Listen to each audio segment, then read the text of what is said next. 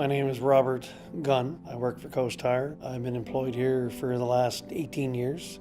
I was doing a service call, putting a tire back together, which involved a lock ring, a multi-piece rim, and it's common practice when we're putting it together that you tap the lock ring, make sure that it's seated in the groove that it's supposed to be in. And when we were in that process, the lock ring, upon tapping, let go from its said spot and come back and deflected and hit my legs and my arms. A couple of the guys that were off to the side kept telling me to stay down, and me being stubborn, I decided I was going to get up. So when I put my hand down on the ground to pick myself up, that's when I knew something was terribly wrong. When I look back, there was a lot of things probably going through my head at the time. Am I going to die? You know, I had a young family at home, but I'm going to leave my kids. I guess that was the biggest thing.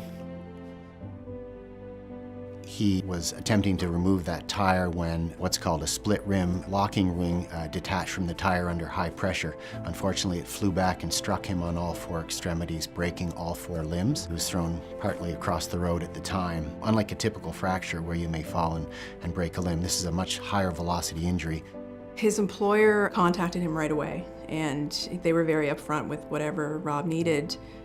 They would be able to provide him. We met with Rob, his wife, the case coordinator here, myself, and his employers to talk about return to work, what it would look like, what duties would be appropriate. He was always connected to everybody. He had other employees from other locations throughout the Maritimes visiting him. Pillar in the community, definitely.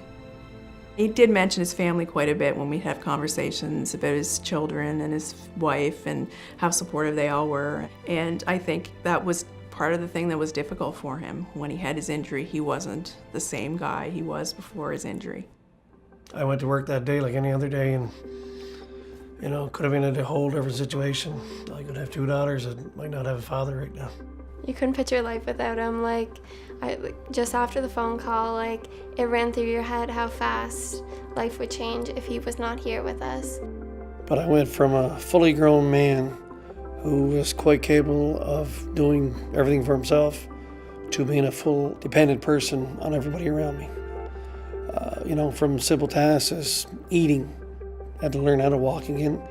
Initially, I assessed him from a functional perspective, and we formulated a care plan. He was ready to go from day one, and it was really all about what do we have to do next to make this happen, and how do I get to a point where I'm back to where I need to be. So really right out of the gate, he had a positive attitude, and I think that's a huge part of why he did so well. He was just very positive in terms of his outlook. The day the doctor, Stuart Campbell, said, let's get back to work, it was like the green light was turned on. It was go time. You know, I can remember sitting talking to him. He said, let's aim for 1st of October. And I said, how about we go 1st of September?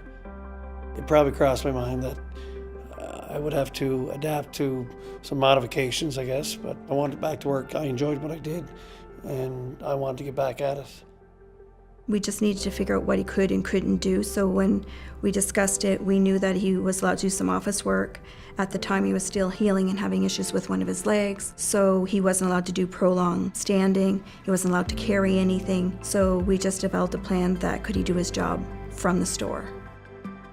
He, to this day, lacks a little bit of range of motion in both of his arms in terms of his ability to turn his hands both up and down. This presented problems in a conventional sense when he was using the computer. Most computer mice sit relatively flat on the desk, and because he couldn't effectively turn his hand fully palm down, we had to modify certain aspects of his workstation, one of which was the mouse. After his injury, he had a lot of support from his employer, from his family, from WCB, so I think that made the biggest difference. And I mean, there's a lot of ups and downs in recovery, and he never kind of let those downtimes define his ability to get back to doing what he needed to do. I can't say enough about everybody in general, like from the hospital to physio to workers' comp to Coast Tire. You know, as bad as an experience it was a good experience.